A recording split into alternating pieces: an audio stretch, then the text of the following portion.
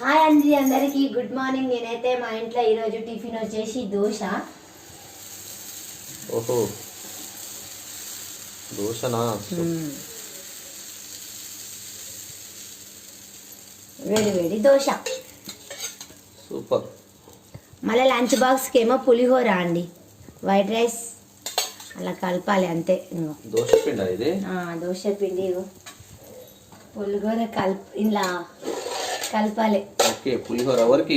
మా పిల్లలకి లంచ్ పులిహోర. నీకు దోశ కాబట్టి కలపలేను, ఇంకా కలుపుతా. టైం ఉంది కాబట్టి వేడివేడిగా ఆ బాక్సులు కట్టేసి పంపించేస్తా. వర్షం ఫుల్ వస్తుంది కదా, ఏ కర్రీస్ పెట్టినా కొంచెం వాళ్ళకి ఇబ్బంది.